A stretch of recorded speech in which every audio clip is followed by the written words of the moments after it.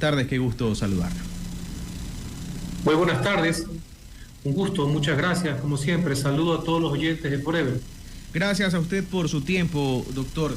Quisiéramos escuchar de su parte, ¿una cadena a su criterio necesaria? Le pregunto esto porque hoy llueven críticas al presidente de la República desde organismos como Fundamedios y otros que dice que el presidente de la República ha cruzado una barrera importante y que hoy pone contra las cuerdas a la libertad de expresión. ¿Cómo lo ve usted? La libertad de expresión no tiene por qué verse afectada. El presidente de la República y el gobierno nacional es respetuoso de aquella. Tanto él, ahora como presidente, que fue uno de los gestores de la reforma, quien le habla de una reforma neurálgica cuando fui asambleísta en mi segundo periodo y de mi voto de rechazo contra la ley Mordaza en mi primer periodo. Así que, desde ese punto de vista, no creo que sea por ahí. Vamos al tema concreto. El presidente de la República en una cadena nacional se refirió y tenía que hacerlo. Comprendo que puede haber críticas, también hay respaldos, porque todo el mundo tiene derecho a presentar denuncias, a criticar. Es más, los funcionarios públicos, estimado Carlos, por normativas internacionales tenemos que tener mayor paciencia, inclusive a ese tipo de cuestiones. Por eso que no caben demandas algunas, etcétera. Hay sentencias en la Corte Interamericana. No van a haber demandas, ministro. Usted lo garantiza. Ayer el presidente de la República dijo que su paciencia se había agotado. Yo le escuché esta mañana en la entrevista. Es que eso voy a llegar. Que tengo que desarrollar, a eso voy a llegar. Bien. Está preguntando usted puntual. Yo creo que no debe por qué haber demandas.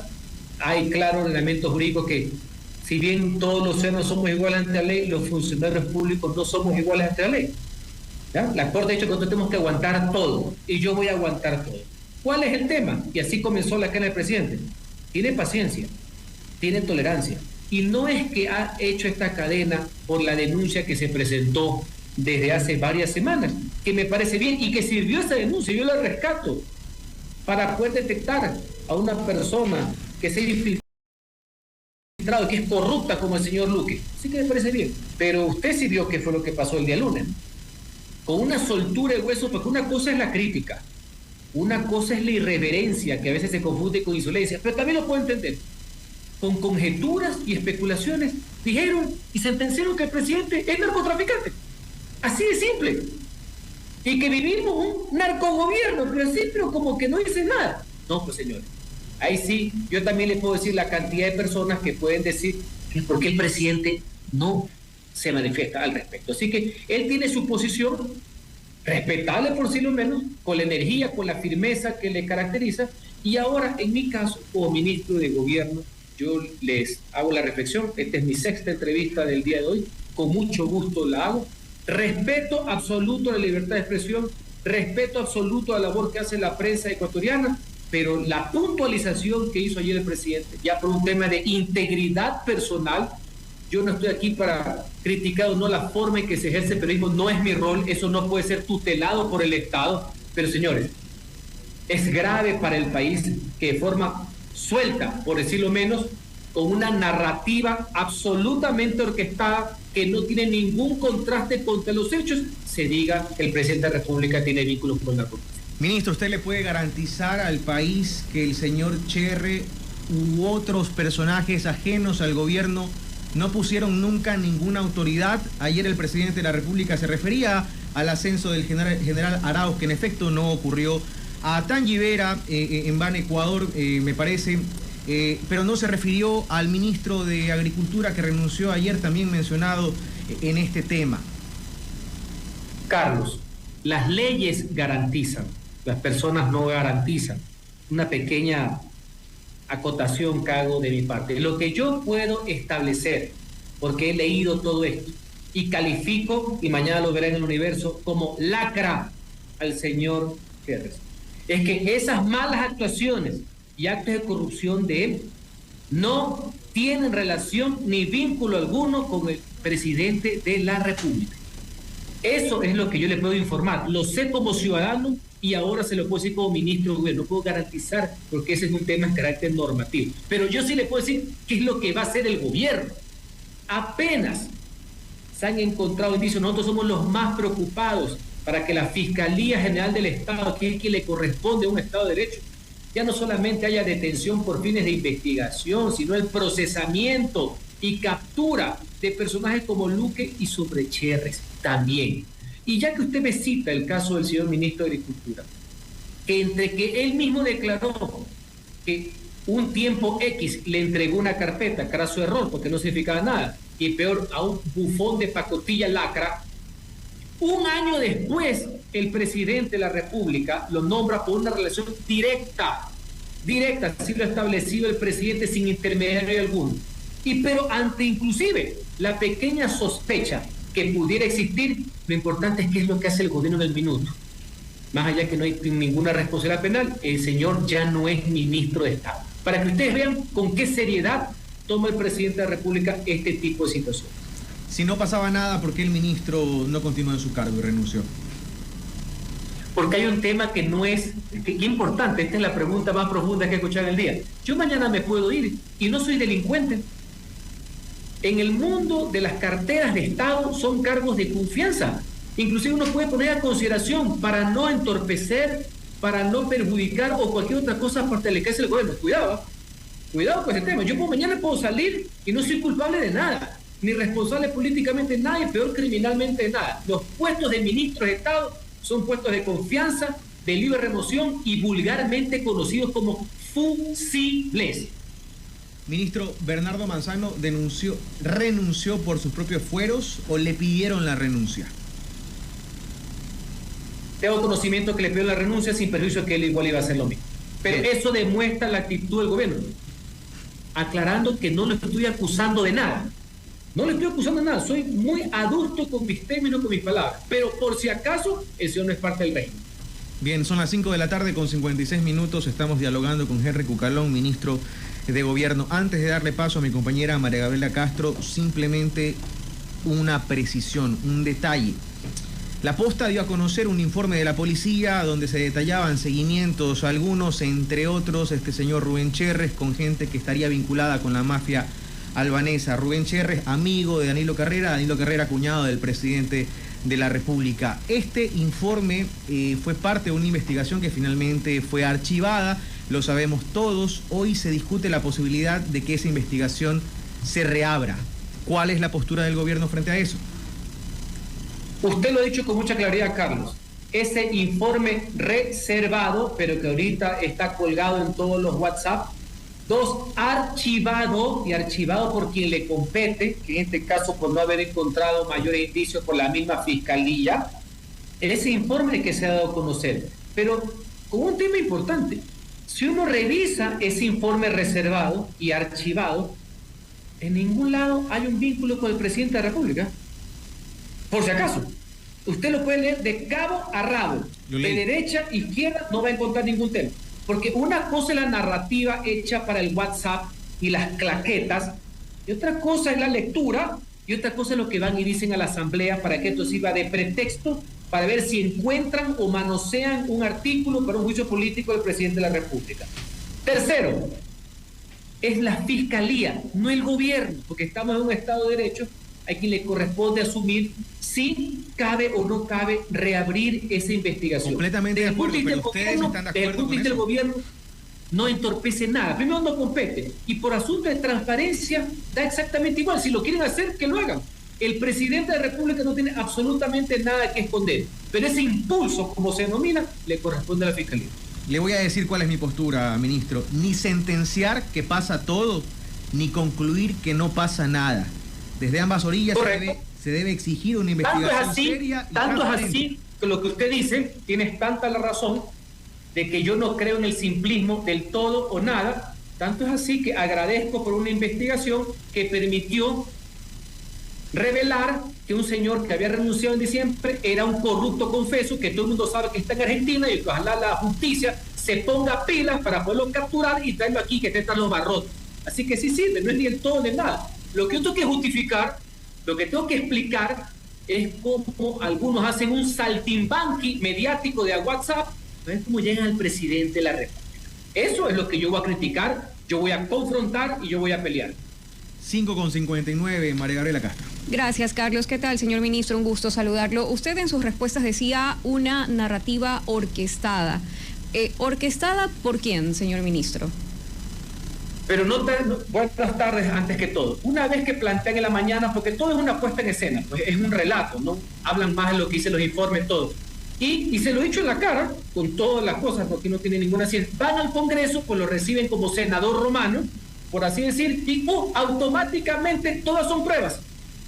Aquí hay un problema craso entre la narrativa, las claquetas y los hechos. Y yo le voy a poner un ejemplo sencillo y directo a la vena, el caso del general Arauz. En esos informes por ahí sale que el general Arauz pidió a través de la lacra hablar con un señor para pedirle si es que lo ayudaba. Ahí mismo sale que hablaron y la misma persona le dijo que no lo podía ayudar. Está ahí, eso no lo comentan, pero ahora yo voy a los hechos y voy a ser abogado del diablo, que es mi profesión. El presidente de la República, al general Arauz, lo destituyó 2 veces. Esos son los hechos, no son las opiniones. Hablando o no hablando, más allá que dijeron que no podía intervenir, lo destituyeron 2 veces. Eso es el presidente de la República. Esos son los hechos. Punto, se acabó. Pero el gobierno tiene nombre y apellido del presunto responsable de esta narrativa orquestada. Bueno, ahí viene la confrontación de la crítica. Unos pueden ser la mala utilización de estos datos. Yo mismo he dado hasta entrevistas, hoy día he ido allá. Ahí viene la crítica, la cuestión normal. Y lo otro viene del campo de la política.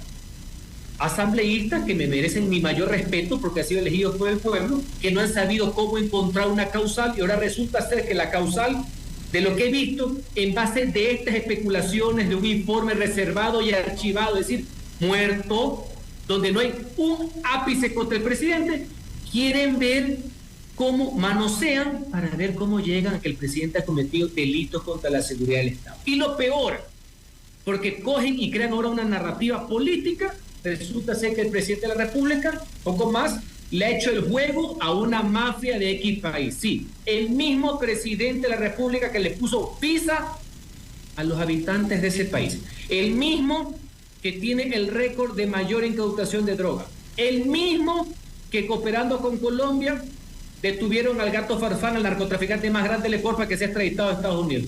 El mismo que ha denunciado a los jueces que favorecen a los delincuentes. El mismo que se enfrentó a la justicia para que no le den el vía libre al mayor criminal hoy día suelto del Ecuador que salió el día de ayer. Entonces, bueno, esa es parte de la política. Yo entiendo que hay críticas, pero ustedes también deben comprender la situación no es dable, porque la dureza no es sinónimo de bajeza, rima, pero no es lo mismo de que a un presidente lo quieran acusar de narcotraficante. Ahora, el presidente en la cadena decía un medio digital y otras instituciones. ¿A qué instituciones tal vez se habrá referido?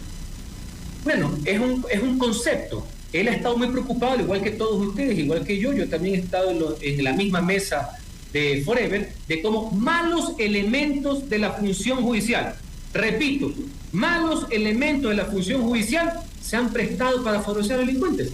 Aquí tenemos que comprender algo. En democracia son válidos los disensos, la diferencia, eso es normal. No nos podemos poner de acuerdo en todo. Es saludable inclusive hacerlo. Pero señores, el verdadero enemigo no está entre la pelea entre las instituciones. El verdadero enemigo es el crimen organizado en el Ecuador. Y lo que los ciudadanos quieren por su seguridad es que todos trabajemos mancomunadamente, toda la institucionalidad del Estado que tiene distintos tipos de responsabilidades y obligaciones para enfrentar ese enemigo común. Ese es el llamado que hace el presidente y ya lo había anunciado varias veces. Ahora, en esta semana desde la Asamblea Nacional han surgido voces que apoyan un juicio político contra el presidente Guillermo Lasso, que es un proceso que requiere una calificación previa de la Corte Constitucional. Pero, ¿cómo se prepara el gobierno ante este eventual escenario? Este debe ser un caso inédito del derecho político mundial. Quieren llevar a juicio político y no saben de qué acusarlo todavía. Esto yo lo voy a poner en mi nueva tesis de estudios de control político, que tengo 2. Normalmente a alguien lo acusan políticamente o penalmente y va enrumbando la acusación y va siguiendo el proceso que se denomina impeachment. Este debe ser, mi querida República del Ecuador, el único caso en el mundo que anuncian que quieren destituir al presidente y no configuran la infracción política. Después de la narrativa whatsappera, ahorita recién están viendo para ver si cuadran, para ver si la Corte no les da una bofetada para ver si cuadra con el numeral 1 del artículo 129 de la Constitución, que es delito contra la seguridad del Estado. Hasta ahí más o menos sé, porque yo sí leo los periódicos. Vamos a ver en el transcurso de estos días qué se les ocurre, y sobre eso el gobierno y el ministro del gobierno tendrán una posición al respecto. Bien, reconectar con los ciudadanos, lo decía Guillermo Lasso luego de la derrota en la consulta popular. ¿Cuál es la hoja de ruta para reconectarse con los ciudadanos que hoy están molestos por una política tributaria, por la inseguridad, por la mala calidad de los servicios públicos? Van a los hospitales, no encuentran medicinas, van a sacar las cédulas, encuentran tramitadores, van a sacar los pasaportes y en fin, así podemos seguir enumerando. ¿Cuál es esa hoja de ruta para reconectar con los ciudadanos, ministro? Primero, como concepto, abrir el diálogo no solamente a las organizaciones, a los partidos, sino fundamentalmente a la sociedad civil. Creo que es fundamental hacerlo así, escuchar, volver a reconectarnos, volver a reinventarnos en esa línea. Y hay líneas matrices, como es obviamente la defensa de la democracia, la mejora de los servicios, y qué importante que haya hecho ese señalamiento, porque se han hecho cosas y faltan muchísimas cosas por hacer, y hay muchísimos errores. Y hay muchísimas deficiencias, sí, sin caer en el simplismo tan propio de cierta clase política ecuatoriana, de que no hay salud. No hay salud. No es que se hicieron 4 hospitales hace poco, principalmente el Durán. No hay. No hay seguridad, cero. O sea, no hay nada. No es que hay que mejorar, los índices son terribles, y por eso yo voy a trabajar en un acuerdo sobre lo fundamental que pasa también por la Asamblea, por la sociedad, el mensaje fuerte contra el crimen organizado, la reforma para que las Fuerzas Armadas puedan intervenir en temas de seguridad interna, la reforma con las objeciones que acaba de pasar el Ejecutivo a la Asamblea de reformas al Código Integral Penal para favorecer la seguridad ciudadana, entre otras, reformas a la Ley de Garantías Jurisdiccionales y Control Constitucional para meter presos a los jueces que prevarican, los que le han hecho el juego a los delincuentes con habeas corpus, entre otras cosas. Eso es propuesta legal. Y mejorar, obviamente, la calidad de los servicios. Es decir, hay varias cuestiones que están de por medio en lo que denominamos una gran cruzada a favor del fortalecimiento democrático, la seguridad ciudadana y la convivencia pacífica. Y aquí dejo una arista. Siempre será bueno en democracia protestar. La Constitución la garantiza. La Constitución, que es la norma sagrada. Obviamente, esa protesta puede ser, y hay antecedentes, que quiera derivar en algún otro tipo de situación, llámese levantamiento. Miren, esto ya no es un tema de gobierno. Yo creo que el mayor perjudicado con un levantamiento es la sociedad, es el pueblo, son los ciudadanos al final de cuentas. Y les voy a poner un ejemplo. ¿Ustedes creen que por los momentos difíciles que estamos viviendo, al país le conviene otro levantamiento como el de junio del año pasado, donde se perdieron $1.000 millones? Que a la larga los ricos dejan de ser un poquito menos ricos, pero los pobres van a ser mucho más pobres, donde se limitan las exportaciones, donde se perjudica el empleo. Entonces creo yo también que se necesita mucha estabilidad para poder encauzar estos temas que usted ha podido con mucha precisión precisar. Probablemente todas estas protestas sociales, algunas protestas sociales, otras ya que se transforman en paralizaciones bastante violentas, pero la atención también en estos ciudadanos que no se sienten retribuidos por parte del Estado. Usted decía, no hay seguridad en el simplismo, pero ¿cómo un ciudadano no va a decir eso? El ciudadano de a pie, que hoy tiene miedo que lo maten, que lo roben. Yo sé que usted no es ministro del Interior, pero los ciudadanos siguen más escandalizados. Esta semana un policía fue asesinado presuntamente por 2 menores de edad. Estoy para, obviamente, coordinar acciones más allá de las competencias y poner el ejemplo de lo que algunos políticos dicen. No hay seguridad. O sea, no hay nada. O sea, cero. Pero la guerra también es grande. No es así, no, obviamente. Por eso yo soy un poco más frío. Hay que mejorar. Ya va a ver ustedes en los próximos días todo el equipamiento de vehículos, de chalecos que ya están adquiridos y que van a llegar. Va a haber un arte especial al respecto. Entonces se puede seguir mejorando. Hay que rectificar algunas cosas. Lo mismo pasa en materia educativa, en materia de salud. Y yo creo firmemente, recién tengo menos de una semana acá, que se pueden mejorar la calidad de los servicios públicos, la calidad con que se los brindan, por supuesto, es una crítica objetiva que se tiene que recoger. El día de hoy el presidente está en territorio y también jueves y viernes va a estar visitando hospitales, va a estar visitando las nuevas obras, va a estar inclusive visitando a ciudadanos, a sus casas, justamente por las problemáticas que hay. ¿Son cambios a corto plazo? Para mí es un punto neurálgico, lo que tiene que ver con la seguridad, que es un concepto que es integral, que obedece a varios factores, que es estructural, no es coyuntural, no es delincuencia común. Señores, estamos enfrentando al crimen organizado y al narcotráfico. Se perdió una oportunidad por una herramienta, como es el tema de la extradición, que no era la solución per se, pero constituía un avance para poder sumar en esta lucha contra el crimen organizado. Pero hay varias alternativas, se está trabajando, y lo importante desde el punto de vista de la responsabilidad. 6:10 p.m, estamos dialogando con el doctor Henry Cucalón, ministro de Gobierno. Le devuelvo la palabra a mi compañero Carlos Apoto. Sí, ministro, solamente una pregunta ya para terminar. He visto que usted vierte muchas esperanzas del diálogo con la Asamblea Nacional en la propuesta de reforma parcial a la Constitución para lograr afianzar un trabajo mancomunado entre policía y Fuerzas Armadas, ¿correcto?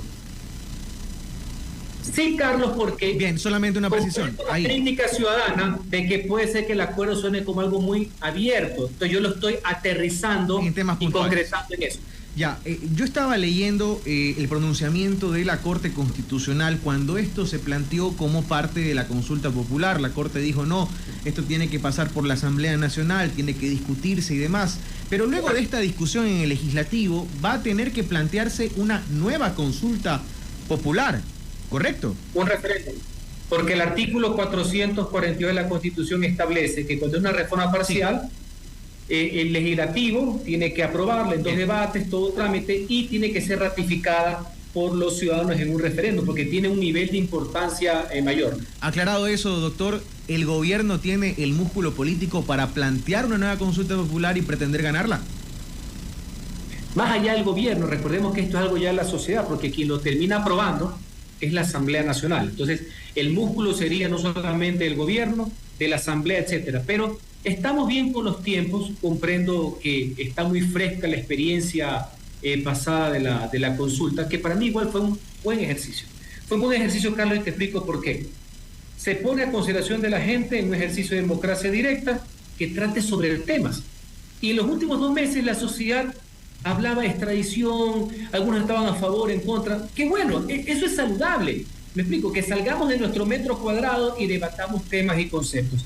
En cuanto a la reforma parcial, terminaría en un referéndum, así que, pero eso no es ahorita, no es en los próximos meses, todo tiene un trámite al respecto, pero sí, podría ser el ejemplo, y me has hecho reflexionar, lo estaba viendo muy del lado normativo y del lado popular de la ciudadanía, puede ser otra oportunidad en su debido momento, más temprano que tarde, para volvernos a encauzar. Y en ese sentido, ojalá que sea un debate serio. Yo no creería que habría este tema de votar a favor o en contra del gobierno, y te explico por qué. ¿Por qué yo he señalado este ejemplo? Porque yo he dado seguimiento a lo que dicen los partidos políticos y casi todos están de acuerdo. Entonces yo vería muy difícil que si estando de acuerdo en la Asamblea, porque así lo han venido repitiendo, te pongo un ejemplo, RC5, Revolución Ciudadana, no solamente que han dicho que están a favor, sino que ellos hicieron la misma enmienda en el año 2014, sino que las tumbaron por una ilegalidad de procedimiento. No sé si tú te acuerdas. Sí, entonces, porque si la gente reclamó que darle facultades militares a la policía era peligroso. ¿Se acuerdan? ¿Perdón? Porque la gente reclamó también que aquello de darle facultades militares a la policía era peligroso. Pero no se cayó por eso necesariamente, más allá que hubo esa crítica, se cayó porque estaba en el combo de las 14 enmiendas y de un solo tajo se las comieron a todos por vicios de procedimiento, donde estaba la reelección indefinida y otras más. Pero si se mantiene ese respaldo, si son consecuentes y coherentes, eso debe verse reflejado también en el momento que se convoque al referéndum, porque también ha sido votado por ellos, ¿no? Pero en todo caso será un ejercicio y yo he encontrado un ejemplo, porque Carlos, necesito aterrizarlo, ¿no? Si no puedo pasar en un diagnóstico abierto, y creo que ese puede ser una de las causas, puede ser una unidad de propósitos interesantes por el país. Veamos, doctor, si es un buen ejercicio, si recibe una respuesta positiva de parte de la ciudadanía o si se terminan bateando esta pregunta porque no les gusta el gobierno y porque no les gusta también la Asamblea, que es una posibilidad. Pues es una posibilidad cierta, pero pensemos en función de país, 6:13 p.m, doctor Henry Cucalón, ministro de Gobierno, gracias por estar con nosotros esta tarde aquí en Al Borde de la Noche. Muy amable, gracias por respondernos siempre nuestras llamadas, antes como abogado en libre ejercicio, antes todavía como asambleísta y hoy como ministro de Gobierno. Muy amable. Gracias, un abrazo para todos.